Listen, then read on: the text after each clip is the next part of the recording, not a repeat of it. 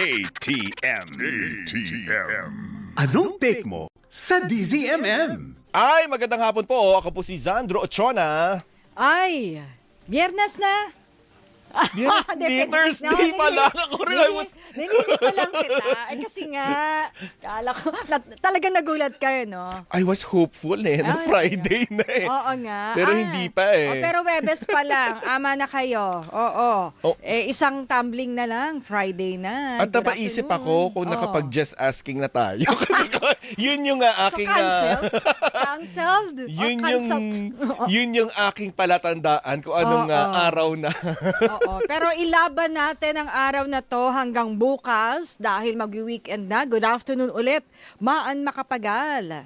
Diba? Happy Thursday. Parang may lulugul ko. Happy Thursday. Dati kasi diba Thursday pa lang.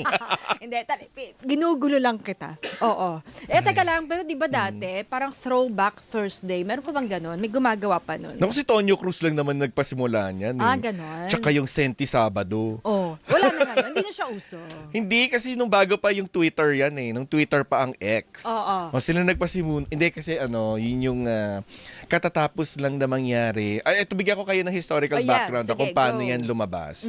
Ito kasing sila Tonyo Cruz, tsaka yung mga tropa niya na mga, alam mo na, mga, hindi Twitter rats hindi ko sinasabing Twitter rats pero yung mga mahilig dyan sa mga social media, tsaka yung mga kaibigan nila abroad, na mga Pilipino rin, napaisip sila kasi parang napakabigat yung nangyari doon sa Quirino Grandstand na nagkaroon ng hostage taking kung saan may mga Hong Kongers na namatay. Na hostage. O sa bus yan eh. Bus hostage. So sabi nila, paano tayo makakabangon sa international scene, sa pandaigdigang lente? Kasi bagsak ang moral. Ng bansa. Diba? Siyempre, may mga maraming bumatikos nun. Dahil sa parang ang bagal nung pag-responde ng solusyon doon sa isang hanggang ginabi yun eh. Madaling araw na ata natapos yung hostage-taking crisis. Actually, na yun. diba nga, nag-extend pa yung mga newscast nung panahon na yun. Oo. Nag-cover ka 2010, nandito kami andun ka? Oo. Oh no. Nasa NBI coverage. NBI. Kasi ang lapit nun eh. Oo. Siyempre, kaming mga nag-DOJ, nag-NBI, Manila Police District, lahat yan. Pinapunta doon, isugod doon eh. Oo, umulan, umaraw pa yun. Ang lakas pa naman ng ulan noon. Oo. Umulan, umaraw, andun ka. Basa, natuyo na yung damit mo, yung bag ko, tanda ko, yung gamit ko kahapon, yun yung nabasa na yun. Hindi pa ako researcher noon. Ay, hindi pa ako reporter noon. Researcher pa lang ako dito sa MM noon. Diba, mula umaga hanggang gabi yun. At may seminar pa kami sa Itaas, sa ELJ. Oo. Nakasama namin yung komisyon ng Wikang Pilipino. Kasi nga nagbibigay sila ng seminar. Yung tamang pagwastong paggamit. Kasi may grammar din naman. Oo. Parang diba, lagi nating parang taken for granted na lang mga ganyan. Okay, anyway, balik tayo doon sa... So yun nga. So kaya ako naisip niya nila Tonyo Cruz yan. Lagi nakikinig yan sa atin. Ano bang gagawin natin? So, nakaisip sila. So, bukod dun sa Throwback Thursday, meron din silang Senti Sabado. Diba? Dalawa lang. So, wala na yung Monday. Manic Monday. Kasi mga busy sa trabaho, di ba? Kumbaga, last stretch na, Thursday, and then Friday, Saturday. Meron Friday, nakalimutan ko yung sa Friday. Yun na nga, ilaban na natin itong araw na to hanggang bukas dahil pahinga na naman sa weekend. Tanda ko nung na yon. Kasi may mga kiosk or kainan na maliliit doon sa gilid, di ba? Ng grandstand. Lal. Tapos ongoing ang balita. Kumakain muna kayo, ganyan. Kain muna kami. Yung tray na dala ko, parang unang putok. Nagpaputok yata si Mendoza yun, the hostage taker. Police, retired. Naiba to ko yung tray ko. Hello. Hindi pa ako kumakain. Oo. At ang dami nating learnings matapos yung insidente na yan. Lalo na sa larangan ng media. Tsaka, talagang may trauma lahat ng nandun. I mean, di ba? Kahit nga nanood ka lang, matutrauma ka. Lalo pa yung mga nag-cover. At naalala ko, nung ako'y estudyante, kasi hindi yun yung unang beses ni na nang hostage.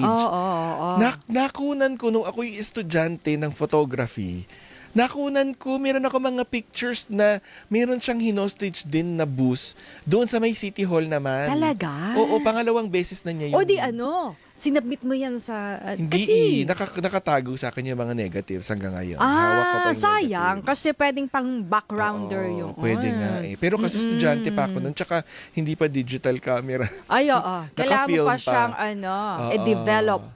Kumbaga, sa dark room. Pa, hindi pa DSLR.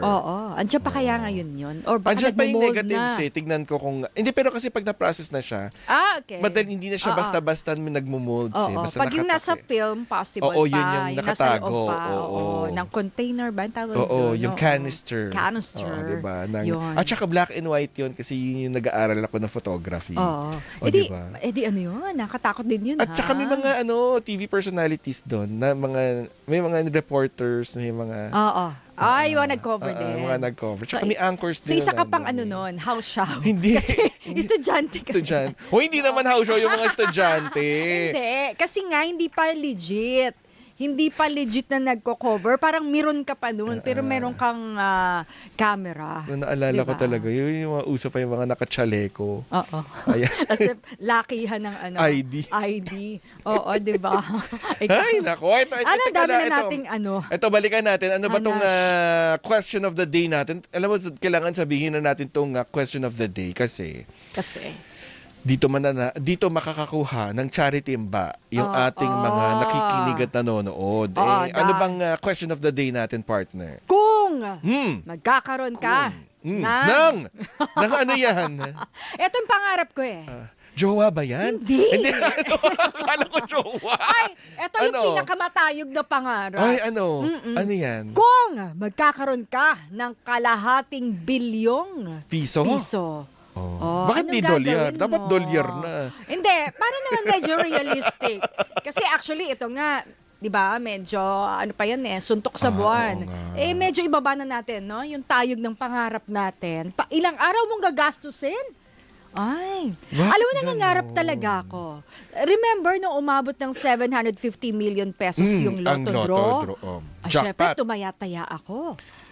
Nanalo Tapos, ka. nag-daydream na ako. Diba? Anong gagawin ko kapag nanalo? Nanalo ka naman. Hindi. Pero syempre, hindi masamang busog na ako sa pangarap pa lang. Alam mo yun? Hindi ba, nag-daydream ka rin naman minsan Basta ako, Pero wag nyo gastusin kung meron kayong ganyang kalaking pera. Di ba yung iba kasi medyo...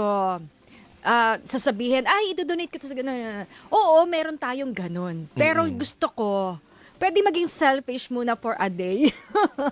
Pero wag niyo gastusin. Hindi naman lahat. Pero may pansarili ka lang, ano ba yung pangarap mo? Kung ganyan naman kasi kalaki yung pera mo. Teka lang, wait, saan ba galing yung pera na yan? Oo, kasi syempre may karma yan, may kapalit, di ba? Minsan daw yung mga ganong bigla ang pera. Minsan may kapalit. Hindi, tsaka kasi hindi sa maayos, malinis na paraan. Pero anong nito? Kumbaga, context. Sa malinis ba to? O maruming paraan? Hindi, pero kasi nga, ito yung usapin doon nga sa mga napagdiskusyonan sa impeachment trial. Kaya nga. Pero gusto ko, halimbawa, nanalo ako ng kalahating bilyon sa loto. Bibili muna ako. Ano ba yung pangarap mo? Kung sa loto, okay. Hindi, kung may bibilihin ka, isang bagsak ng malaki. Ano yung nasa unang listahan mo? Hindi ba wag masyadong ipokrito. Hindi, alam mo, ano gagawin ko? Ita-time deposit ko yan. Wag na. Siyempre, may bibiling ka para sa sarili mo. Hindi, alam mo kung bakit. Kasi meron ako naalala. Merong isang, mayaman kasi naman siyang senador. Kaya, isa siya sa pinakamayaman na senador. Tapos, nung bumalik yung kanilang, nung inilabas yung kanilang salin, tumaas yung net worth nila. Alam mo kung bakit? Bakit? Kasi may 300 million. Tumubo ng 300 million yung laman ng mga bank accounts nila. Sige, ikaw, magkano ba yung kinikita ng pera mo sa bangko? Naman, wala nga halos. Diba? Parang piso. Kasi maliit din. Diba? Maliit din. Pero siya, 300 million pesos. Saan yan? So Parang sabi ano, ko, ha? parang magkano yung laman ng pera nila sa bangko? So sabi ko, ay, Paano yun? kailangan ganun kalaki yung pera ko sa bangko para pag kumita siya, Ganon 300 din. million. Ay, pero teka lang, balik tayo. Siyempre, meron, ayoko magpaka-ipokrita, di ba? Meron kang isang pangarap na pansarili mo, okay, ikaw nga, minsan may treat ko yung sarili ko. Kung may pera ka nga ganyan, ano yung una mong bibilhin? Ganyang kalaki ha, nanalo ka sa say, lotto draw. Hindi, bibili ako ng bagay na pwedeng kumita. So baka magbibili ako ng negosyo. Kasama na, sinasabi ko kasi, yung talagang may splurge ka na isang araw lang naman to, pagkakuha kasi mo. ako Wala ka bang pangarap na bag? Kasi ako Ganun simple lang naman ako, payak lang ang aking pamumuhay. Ano ka naman? Huwag ka nga dyan. Alika rito, lapit ka dito. Hindi, ako naman kasi. Ay, alam ko na bibiling ko. Ano? I will buy you this club. Hoy! Tapos na raw yan. At saka hindi daw totoo yun, di ba? Sinabi na ni Ann Curtis na hindi totoo. Hindi, ako kasi, ultimately, gusto ko talaga magtayo ng animal shelter. Ultimately, yun. Sabi ni Abby, I will buy you, your friends, and this club. Ay. Di ba? Kala ko this station. Ay, oo nga, no? Ganun. Hindi. Yun lang. Pero syempre, halimbawa lang, magganyan ka ng pera, nanalo ka. Baka lang bumili ako kasi wala akong sasakyan po. Wala akong kotse. Ay, bumili ka baka ng lang. EV. Syempre EV naman. na. EV. Oo. Ay, kasi nga naman, yun yung Electric vehicle. parang kumbaga, kung lang. Diba? Tsaka yung electric vehicle na sinasaksak ka, hindi yung Tapos hybrid. syempre, yung charity, tsaka yung sabi mo, investment will follow. Sabi ko lang, yung isang-isa lang na gusto mong bilhin. Pero kasi syempre mga nakikinig sa atin, may mga financial Kompleto ka na experts. kasi. Hindi kasi yung mga financial experts dyan, syempre nagsasabi, dapat ang inuuna mo ay yung savings. Isang araw. So yung sweldo mo. Sinasabi ko nung isang araw lang. So dapat yung sweldo mo, inuuna mo savings. Hindi. Diba? Granting. Ako, andyan din naman ako. Kung may pera tayo, investment, anong bibilhin, di ba? Kung sabi nila, condo daw, medyo hindi raw wise, lupa. Hindi, tsaka hanggang ngayon ba may surplus pa rin ng condos? Ng kasi condo. yun yung, So, although yun yung maganda kukuha ngayon, ka ng financial advisor. Actually, pwede Diba? yun. Yun ang unahin mo. Kumuha ka ng financial advisor para magabayan ka kung paano gagastusin yan. Pero sabihin ko, sir, financial coach ko, coach, bibili lang ako, ito lang. Maano ko lang, alam mo yun? Mabili ko lang. Pwede ba yun? Paano kung sabihin din niya na ilagay mo sa gym bag kasi coach mo ko, di ba? Ilagay mo sa gym bag. Gym bag din. Baka yun yung dahilan kaya nilagay Tapos, sa gym saan tayo bag. dadaan? Sa fire exit. Kasi baka nandiyan po si Zandro Ochona. Ay biglang agawin itong ating gym bag. Tsaka hindi na isa, di ba? Dalawang gym bag daw, di ba? So, pwede ba ilagay sa trolley yun? Kasi mabigat. Kaya nakita ko yung nabasa ko sa online. Malita is out, gym bag is in. Di ba? Pagandahan, pabonggahan ng mga diba? brands. Ay, nako. Teka lang, partner. Ano oras na? Ang oras, 15 minuto bago ang alas 5 ng hapon.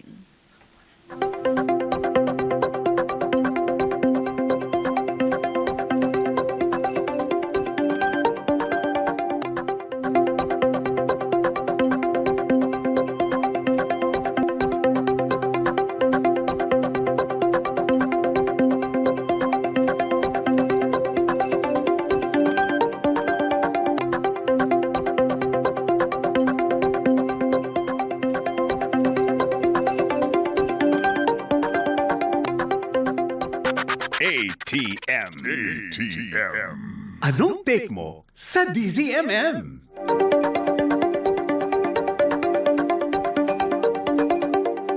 Ay, nagbabalik pa rin po ang ATM. Anong take mo? Anong oras na, partner? Ang oras, ito, 11 minuto makalipas bago ang alas 5 ng hapon.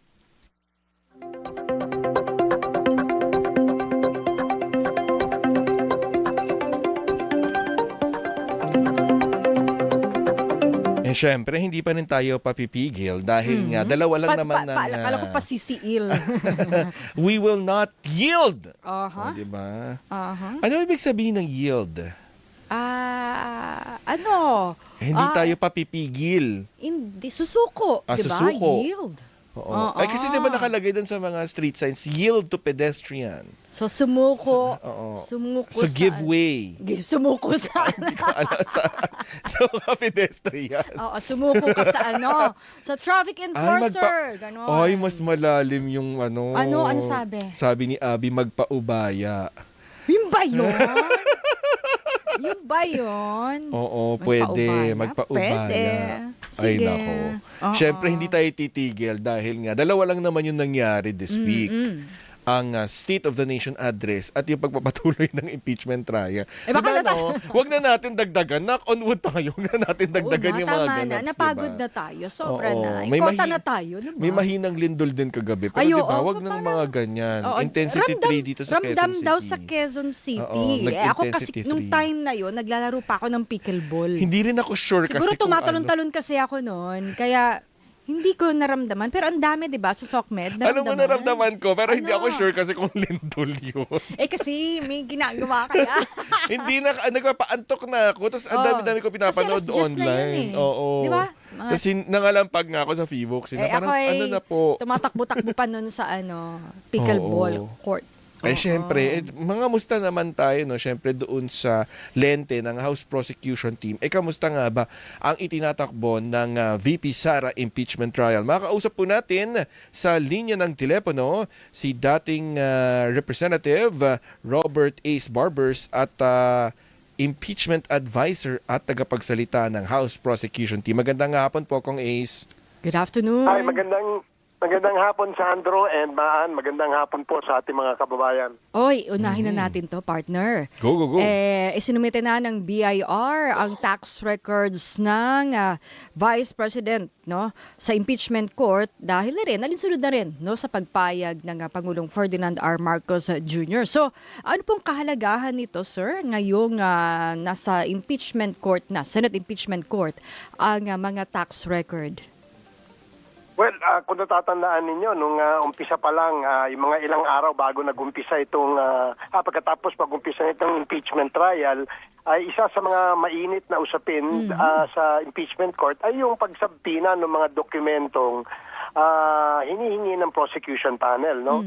And these are records that will support the allegations na merong unexplained wealth at meron pong mga tagong yaman ng ating pangalawang Pangulo. Kaya kami naman po ay natutuwa at ito'y binigyang pansin ng impeachment court at ng ating Pangulo na kung saan ay siya nagbigay ng authority o pagpayag na ito ay maibigay sa korte nang sa ganun ay magamit bilang ebidensya sa paglilitis laban sa ating pangalawang Pangulo. Iyan talaga ay pinagdebatihan, pinagtalunan talaga sa korte po. Pero syempre una ay talagang sinubukan ng depensa na wag ituloy ito, or kumbaga ipigilan yung pagpapalabas nga nitong tax record. Pero sinasabi naman, makikinabang din naman ng depensa, 'di ba po? Dahil pwede rin naman nilang gamitin to bilang ebidensya. Yes. Oo, malaki ang magiging halaga nitong ebidensyang ito dahil dalawa ang pwedeng mangyari. One, kung ito ay makakapagpatibay sa ebidensya na inihain ng prosecution, therefore, mapapatunayan na meron talagang tagong yaman o unexplained wealth ang ating pangalawang Pangulo, lalo na kung ang mga numbers dito ay hindi magkatugma. Yung mga tax records, yung mga SALN records ay hindi nagmamatch o hindi magkatugma. Ganun din naman kapag halimbawa nagtugma ito o nagmatch sa tamang dineklara ng ating pangalawang Pangulo, therefore it will now become a strong evidence in their favor. Kaya nga napakahalaga nitong mga dokumentong ito, Sandro and Maan, and tayo po'y natutuwa na ito ay madidinig at makikita ng ating mga kababayan. Ginagamit din po ng kabilang kampo ang rason na wala pala naman kayong hawak na mga ebidensya sa tagong yaman kaya nyo yan pinapakuha. So parang yun nga, lumabas nga yung terminong fishing expedition. Ibig sabihin, wala pang ebidensya na nakikita, wala pang hawak at kaya gustong ipalabas ngayon. Nako, walang katotohanan yan, Maan. Ano? In fact, nung nag-hearing sa Committee on Justice, ay mayroon na pong mga legal na basihan na kung saan na-determine ng Committee on Justice at ng buong plenaryo na merong probable cause. Ibig sabihin, dun sa mga hawak na mga ebidensya, merong likelihood na may katotohanan yung mga reklamo o yung mga allegations against the Vice President. At yan ang unang ebidensya, no? Para mapagpatibay pa itong mga ebidensyang ito, nangangailangan pa ng mga ilang dokumento kagaya ng sinasabi na natin na kung saan ngayon ay isinabmit na sa impeachment court. Ito po bang tax records, financial records, ang sinasabi kasi syempre ng kampo ng depensa, hindi nyo pa pala nakikita paano nyo nasabi na merong ill-gotten wealth o hindi maipaliwanag na yaman. Ibig sabihin po ba na doon nakadepende o kung merong pang ibang sources na nagpapatibay doon sa aligasyon na merong ill-gotten wealth, kumbaga itong nilalaman lang, itong tax records, itong financial statements, ito lang ay magpapatibay doon sa ebidensyang hawak nyo na. That's correct. Kung natatandaan nyo, naging resource din ng Committee on Justice yung direktor ng Anti-Money Laundering Council. At ayon sa kanyang report, ay merong 6.7 billion na transaksyon doon sa account ng Duterte-Carpio couple, yung mag-asawang Duterte-Carpio. At doon sa mga records na yon, ito ay tiningnan natin, no? Kung ito ba nagmamatch o ito ba tumutugma dun sa kanyang dineklarang yaman, no, dito sa kanyang statements of assets and liabilities and net worth, no.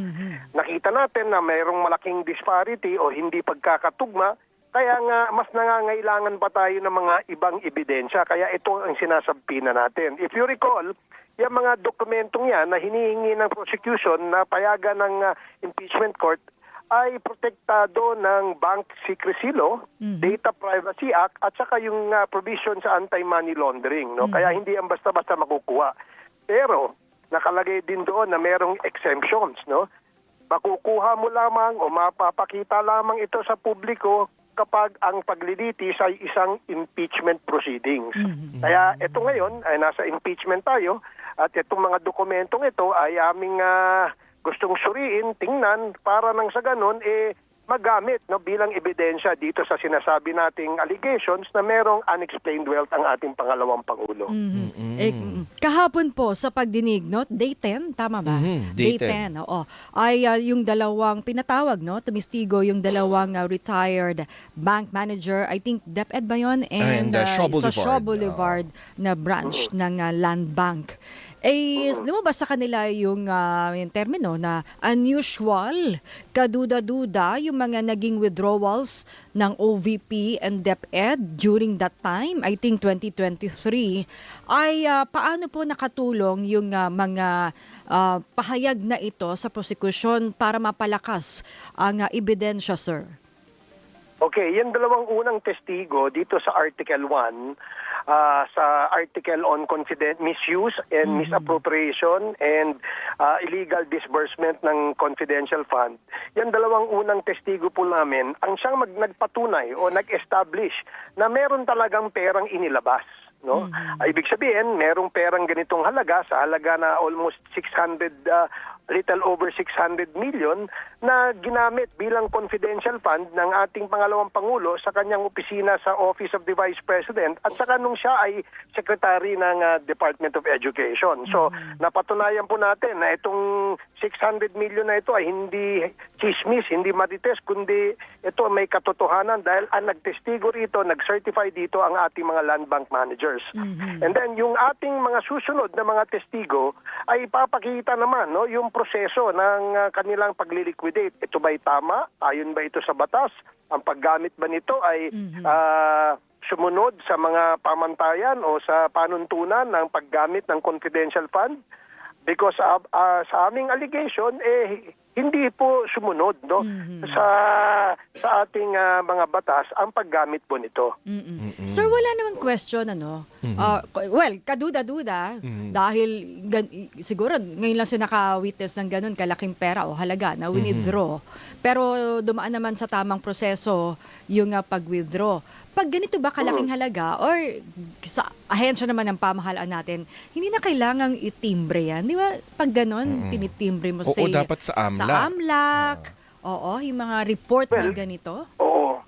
Sa aking palagay, meron kasing presumption of regularity dun sa pag-transact at pag-withdraw at process ng withdrawal nitong mga perang ito. From the surface, wala namang nakitang illegal at anomalya. Kaya pinayagan ito ng bangko. Dahil ang mga land bank o mga bank employees naman, wala naman silang nalalaman tungkol sa kung saan gagamitin itong mga pondong ito. Kaya sila man ay nagpo-process lamang na mai-release ito dahil yan po ay legal at yan naman po ay opisina ng ating ahensya ng ating gobyerno na kung saan ang depositor ay sila. At syempre, bukod dito sa pagtalakay nga sa umuusad na impeachment trial, pag-usapan din natin ang ano yung naging reaction ni Kong Ace doon sa katatapos lang na State of the Nation address at yung pagbigay din ng update ng Pangulo doon sa dating speaker na posible nga daw ay makasuhan. So mamaya ay babalikan natin si Kong Ace Barbers. Magbibigay lang po kami Kong Ace ng ilang mga paalala at babalikan po namin kayo maya-maya po lamang. O paano partner? Anong oras na ba? Ang oras, 1 minuto makalipas ang 5:00 ng hapon.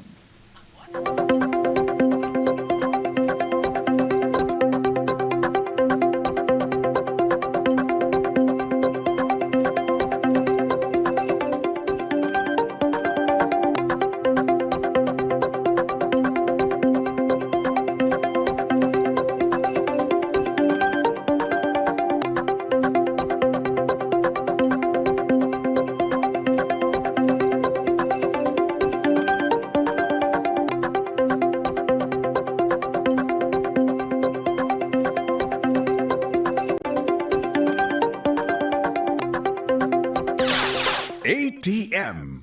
Anong take mo sa DZMM? Ay, nagbabalik po ang ATM.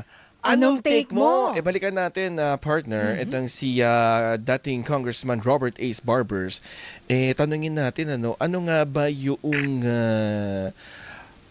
main course? Kasi ang sabi ni Congressman Joel Chua, isa po sa mga miyembro ng Public Prosecution Panel, appetizer lang daw itong dalawang branch manager ng Land Bank.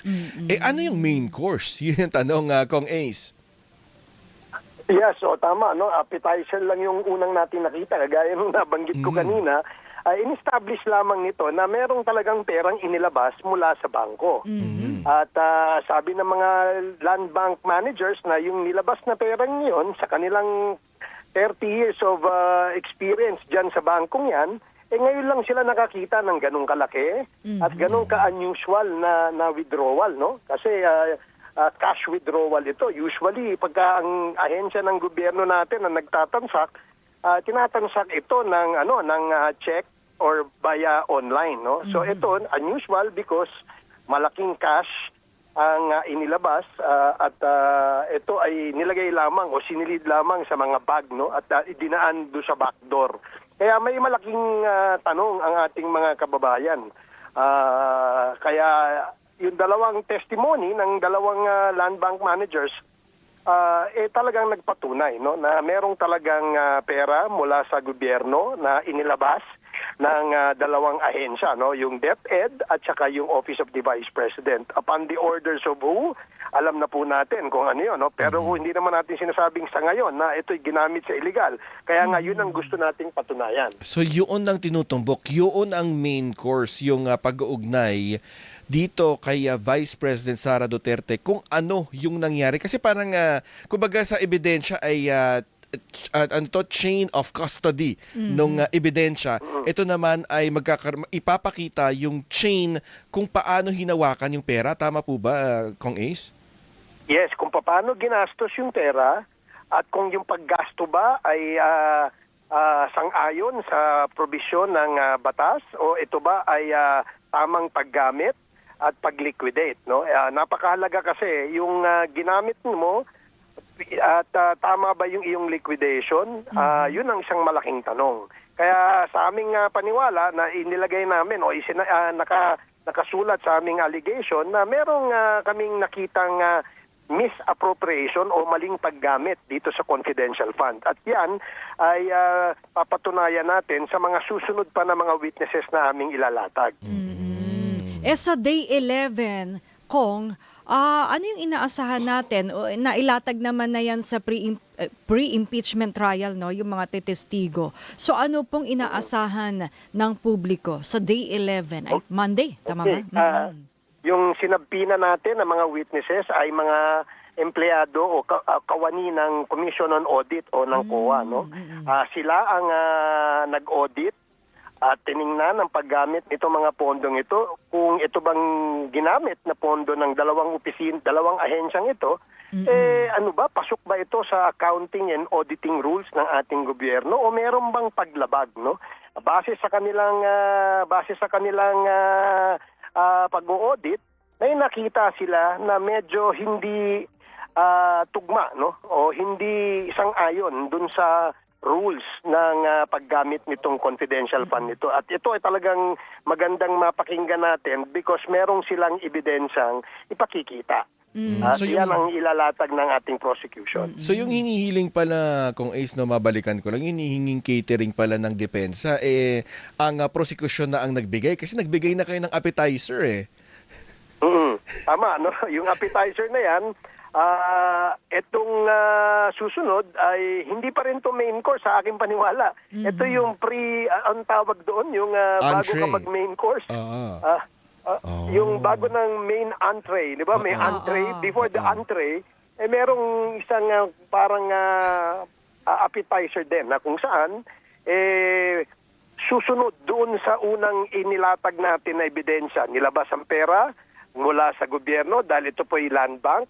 Ang nag-process po ay mga kawani ng ahensya ng gobyerno, kawani ng DepEd under the leadership of Vice President Sara Duterte nung siya po ay secretary. At yung isa naman ay kawani ng Office of the Vice President. Na alam naman po natin na ang ating pangalawang pangulo ay si Sara Duterte. So lahat yan masusundan itong mga susunod na mga testigo na ipakikita kung saan ginamit, tama ba yung paggamit, meron ba silang ginawang investigation, meron ba silang findings na adverse. Yan ang dapat natin pakinggan. So may dessert din. Oy, basta ako ang iniintay ko lagi sa ganyan, dessert. So may dessert din. I think, remember 30 trial days ang nakaset dito, no, sa Article 1 na ito. Ang ibig sabihin yan, medyo marami-rami siguro ang aming mga witness na ipapakilala at ilalatag na ebidensya. Pero kung sa aming tingin o sa tingin ng aming mga prosecutors ay sapat na yung nailatag, halimbawa, kalahati pa lang ng aming inilistay na kita namin na sapat na yung ebidensya, maaaring magbawas kami, no? O hindi kaya, kung kulang pa, maaaring magdagdag kami at we will request this sa ating korte. Di ba pansin nyo yun nung nag-deliver ng kanyang opening statement si Congresswoman Laila De Lima, isa rin, no, sa miyembro ng House Prosecution Panel, yung naging depensa ng depensa ay parang pinalagan nila yung hanggang hindi nga pinayagan. Hanggang sa pinigilan na ni Presiding Officer Cheese Escudero. So, anong tingin nyo dito, Kong? Well, sa akin, nirespeto namin ang desisyon ng Presiding Officer, no? Sa prosecution panel, kung naniniwala ang Presiding Officer na kalabisan yung paggamit o pagsalita, no, ng nakasaad doon sa aming opening statement na ginawa ni Congresswoman Laila De Lima, ano po yan? Susundin po namin kung ano yung kanilang kautusan, no? Merong kasing discussion about the issues and merits, kaya nga siguro mukhang napigilan ito ni presiding officer. But again, no, I'd like to emphasize na nirerespeto namin yung desisyon ng ating presiding officer. Oo, yun palang pagbabago dun sa flow nung pagpresenta ng testigo ebidensya, 'di ba, minumungkahi ng prosekusyon at umayaw naman ang depensa. Para saan po ito?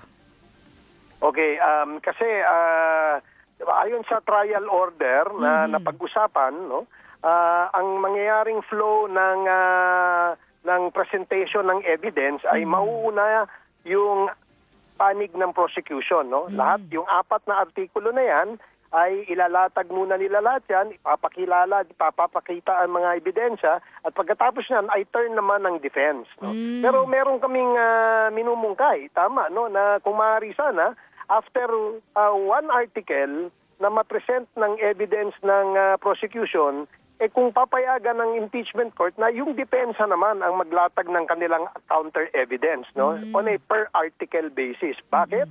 Kasi naniniwala kami na mas magiging malinaw at mas maiintindihan ng ating mga kababayan kung ano yung pinag-uusapan. No? Rather than idulo-dulo muna natin o tapusin lahat, and then another round would be lahat naman ng depensa na gagawin ng defense. No? Kaya sana mapayagan ito, mabigyan ng pansin, dahil kami naniniwala mapapabilis pa ang proseso at magiging malinaw sa ating mga kababayan yung pinag-uusapan sa loob ng korte. Kasi pag ganun yung sa dating order, 'di ba, parang ano nga pala yung nangyari noon? 'Di ba, makakalimutan mo. Ano nga yung sabi ng prosecution dito, 'di ba? Parang ganun, sir, no? Isa 'yon, no? Is maaaring kasing makalimutan dahil sa tagal, no? Posibleng malimutan, mawala yung momentum ng prosecution at makakalimutan, no, kung ano yung mga inihain na mga ebidensya diyan. Kaya nga yun ang pakiusap sana namin, sana mabigyan ng pansin. Pero hindi ba ito lumabas sa pre-impeachment conference? Well, lumabas ito, napag-usapan nila ito, but the prosecution agreed, no, na sige, unahin na lang natin muna yung mga issues ng prosecution. Pagkatapos malatag ito ay kayo naman ang defense, no? Pero nakita kasi namin ngayon, no, na itong proseso nga ay isang masalimuot na proseso. Ang ating objective sana maintindihan ng ating mga mamamayan kung ano yung napaka-importanting bagay na pinag-uusapan dyan sa loob. And we felt na mas madaling maintindihan kung ganun ang gagawin nating sistema, yung alternate ng presentation ng evidence. Alright. Maiba naman tayo, Kong Ace, dahil nga kayo'y kongresista, no? Noong huling binanggit ni Pangulong Ferdinand R. Marcos Jr., yung mahiya naman kayo. Ang tunumbok pala nito at yung binigay din na update ng Pangulo ay yung pagkakaso kay dating Speaker Martin Romualdez. Ano pong take nyo dun? Well, sa totoo lang, no, maganda yung sinabi niya na naninindigan ang Administrasyong Marcos doon sa sinasabing accountability. Pero mayroon din, binigyan din niya na dapat mayroong ebidensya. Hindi pwedeng mag-aakusa tayo ng walang ebidensya, no? And sabi nga niya, no, we will follow where the evidence will lead us. Ang ibig sabihin nun ay nakikinig tayo sa due process, naintindihan natin na ang isang akusasyon ay dapat suportahan ng ebidensya. Kung walang ebidensya, ay dapat ito i-dismiss agad. Dahil kapag ito tumatagal, ang mangyayari dyan, sabi nga, justice delayed is justice denied. So, abangan na lang talaga natin, Kong Ace, kung saan patungo ito. Tuloy-tuloy pa naman, and ang ating ombudsman ay tuloy-tuloy naman sa kanyang pag-iimbestiga pagkakaroon ng preliminary investigation sa mga alleged participants or mga nakinabang dito sa sinasabing flood control anomaly. At hindi naman bulag ang ating hustisya tungkol dyan. At kung iisipin natin at titingnan natin, marami na pong nakasuhan. Of course, siyempre, hindi naman ibig sabihin guilty agad yan. Dapat may presumption of innocence pa rin. But at the end of the day, makikita natin na meron talagang ginagawa ang Administrasyong Marcos. Alright. O, sige po, abangan lang natin yan. At syempre, itong Day 11. Oo, happy weekend na at magpahinga na kayo Oo para nga, sa dahil Day mahaba 11. na naman next week kong Ace. Oo.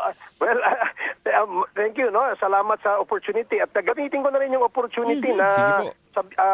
manawagan sa ating mga kababayan na sana po subaybayan nila itong impeachment nang sa ganon maging aware at informed sila sa mga issues na nababalot sa ating lipunan sa ngayon. No? At ito ay napakahalaga because lahat po tayo ay apektado dito sa usaping ito. Hindi ito politika, kundi ito ay tungkol sa constitutional process, ito ay tungkol sa accountability mechanism, at higit sa lahat, ito ay tungkol sa due process na bawat Pilipino ay dapat may karapatan na mag-enjoy sa ganyan. So yun lamang po at sana subaybayan po natin.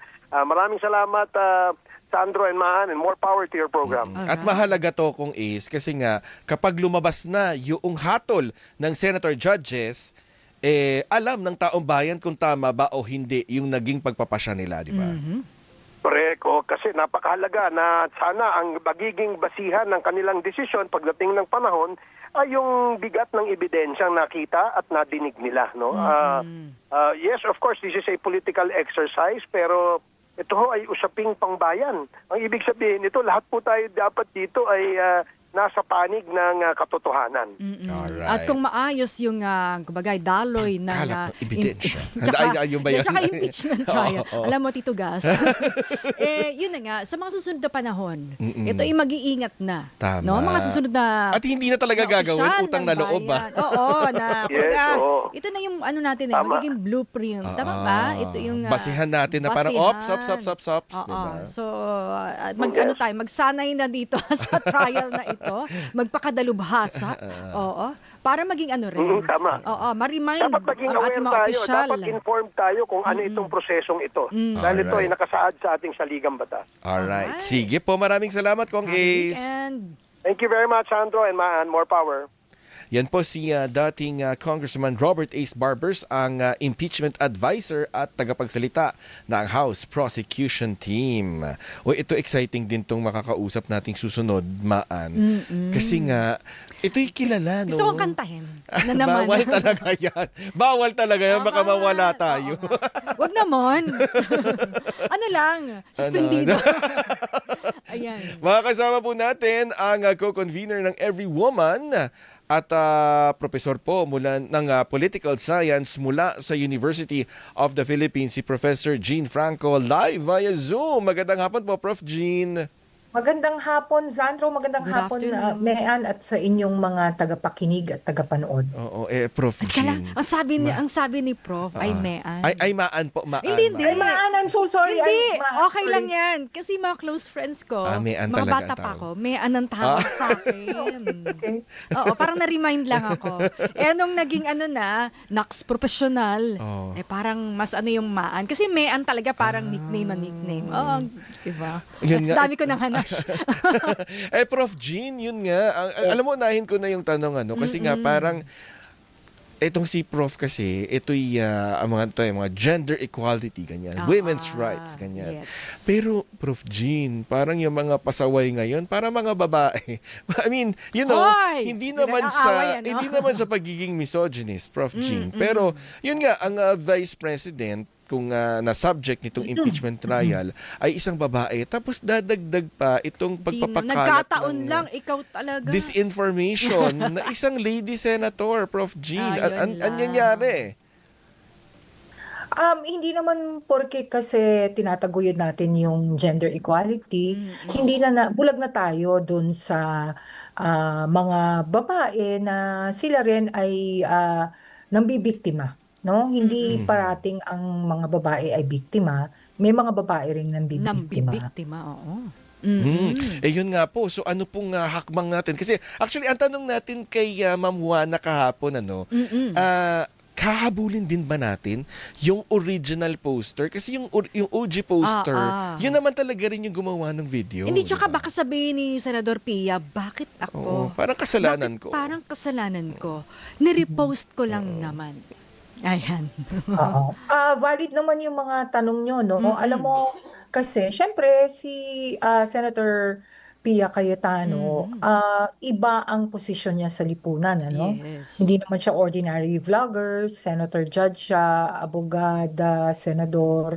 So, mas mataas yung expectation sa kanya natin at ng mga tao. Kaya, yun yung ikinababahala namin, no? Dun sa spliced video na I think hanggang kahapon, ewan ko ngayon, no? Hindi pa rin niya tinatanggal. Tsaka alam nyo ba, yung sa original na nag-post, parang hundreds lang, 100,000s lang yung views. Pero pagka, nung nirepost, dahil sa repost. halos more than 4 million na yung views. So, ibig sabihin, Na-amplify. Na-amplify. Na-amplify, Impluwensya oo. kasi siya. Diba? Siyempre, mas kilala siya. Yun yung responsibilidad mo yun lahat ng pinopost mo, lalo kung sikat ka. Sa tingin niyo po ba, Prof. Jean, ito'y, kumbaga, inoperate, kumbaga, ay sinadya ito para ito yung maging laman ng sinasabi nga nilang DDS script? Tingin ko yan ang dapat na tingnan ng ano no ng ethics committee. At saka Maan and Zandro hindi lang na-amplify nabigyan ng legitimacy. Bilang senadora yung nag-repost, 'di ba? Yun din yung nakakabahala doon.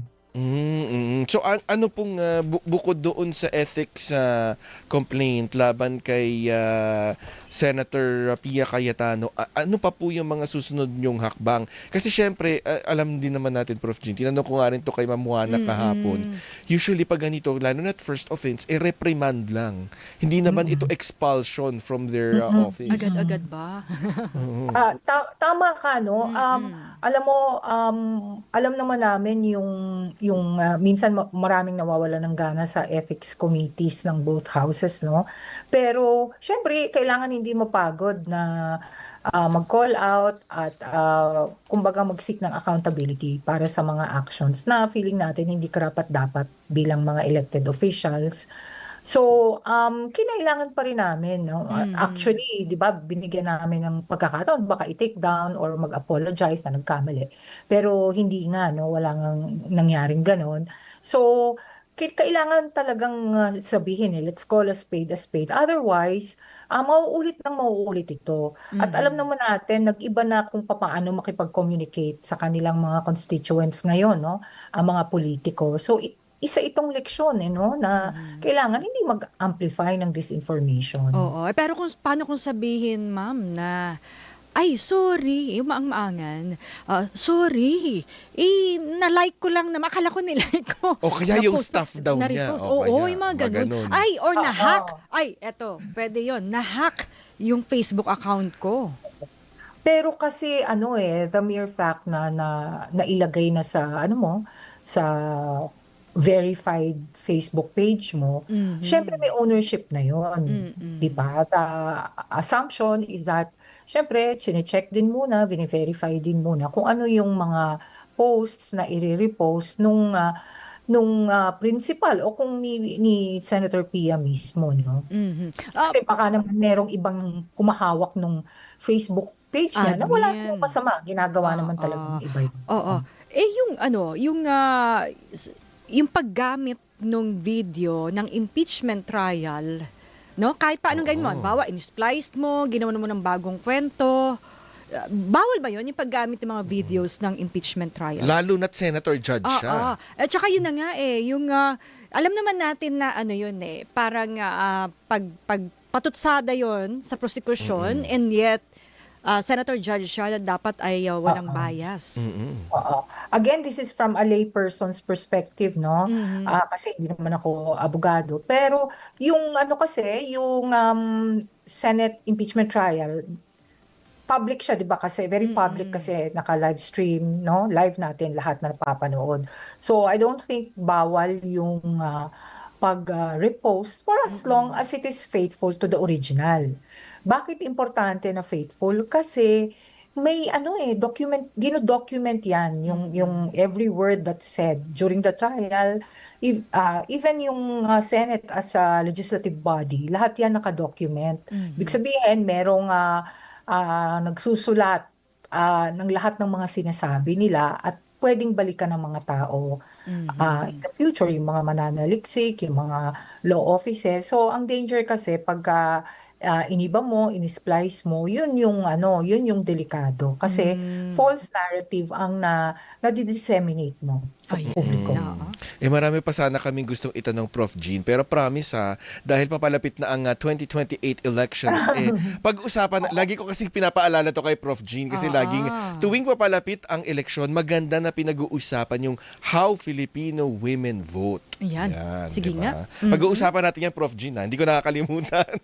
Yes, of course, we're very much welcome to converse with you about these things na napaka-importante. Yan. Ayan. Maraming salamat, Prof. Jean. Aabangan natin yan. Maraming salamat po. Maraming salamat. Thank you for having me. Good afternoon. Yan po si Professor Jean Franco, convener po ng Every Woman at professor po ng Political Science sa University of the Philippines. Uy, last kahapon. Congratulations. Ay, teka, ano yan? Maswerteng makatatanggap ng Charitimba ay si Maria Agnes R. Matawaran. Ayan, 47 years old mula Bulacan. Ayan. O sinong napili Teka natin lang, ngayon? Sa ang ating question of the day, kung magkakaroon ka ng kalahating billion ba to? Oo. Yes. So ilang araw mong gagastusin? Ito ang nanalo, Raynor, Occidental ng Parañaque City. Ito realistic talaga. Kung magkakaroon ako ng kalahating bilyon at ilang araw ko lang ito gagastusin, ay para sa akin na ordinaryong mamamayan at mahirap, ay syempre una magpapasalamat ako sa ating Panginoon at bibili ako ng house and lot. Then magbabayad ng mga utang at yung ibang pera po ay ipapasok ko muna sa bangko bilang savings para sa pangangailangan pagdating ng panahon. Pampaaral din sa aming mga apo at yung iba po ay gagamitin din namin pantulong sa mga nangangailangan. Ayan. Yun, Kukontakin ka. Ano pangalan niya ulit? Si Raynor Occidental ng Parañaque City. Ayan, kukontakin ka ng ating ATM team. O, paano? Bye! Uy, Arangkada, susunod na. Arangkada Balita, susunod na. Bye! ATM. Anong take mo sa DZMM?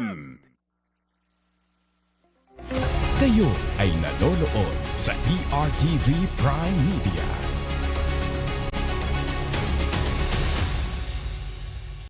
Bawat issue dapat malinaw sa lahat. Bawat kontrobersya, pasimplihin. Di dapat mahirap intindihin. Sa usaping politikal at legal, bawat Pilipino may karapatang magtanong. And that's our democratic right. Kasama si Attorney Jess Falsis. Hindi naman tayo bata. We can assess for ourselves. Jess